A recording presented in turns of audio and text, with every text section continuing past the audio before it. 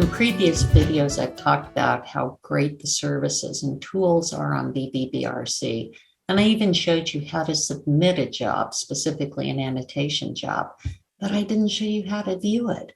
So I'm going to show you that right now.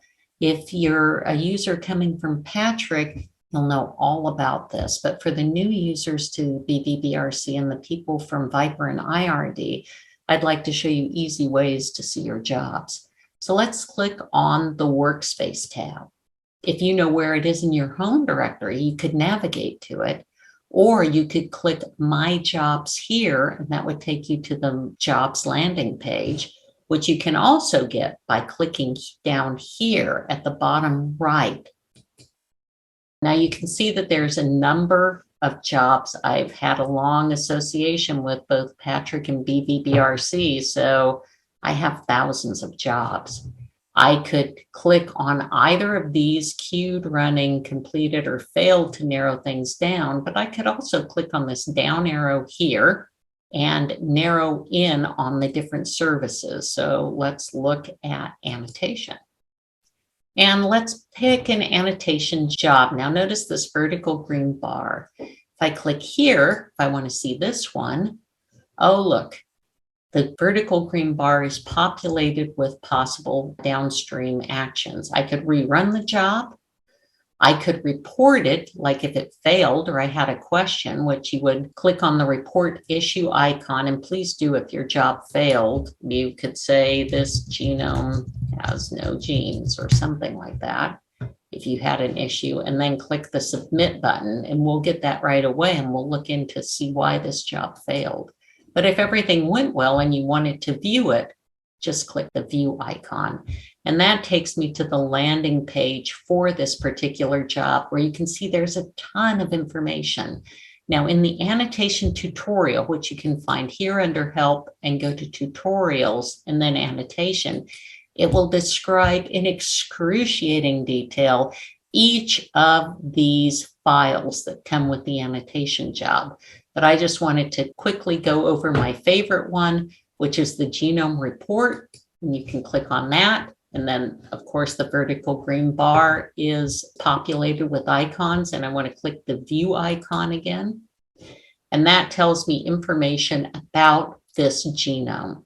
It gives me the reference genome that it compared it to. And then look at this, the consistencies and the completeness. It's 100% complete, zero contamination. I'm very pleased with that.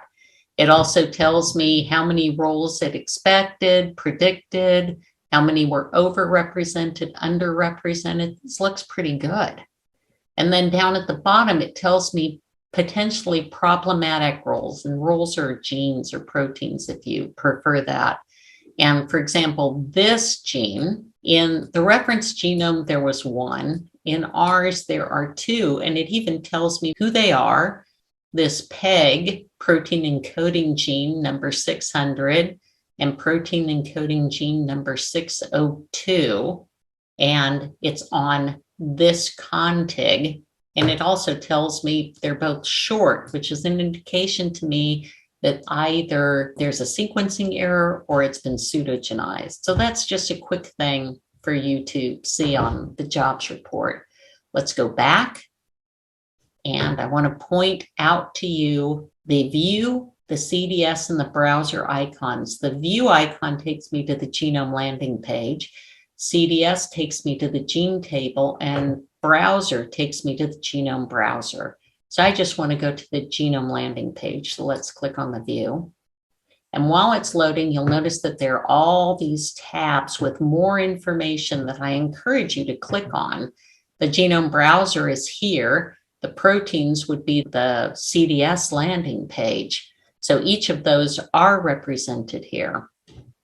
You can see the information about the genome, how many total genes were called, how many of those were ribosomal RNA, how many tRNAs, hypothetical gene proteins with functional assignments, etc. And scrolling down, you can see any genome that's annotated in BV-BRC, bacterial, is blasted against specialty gene databases of virulence factors, AMR-resistant genes, drug targets, and transporters, and human homologs. And so that data is here for you too. So I encourage you to click through each of these and examine it. There are other tutorials that show each of these tabs in detail, and I encourage you to look at those too, but also just explore. It's a great resource. There's a lot of information here, and have fun with it. Thanks. Bye.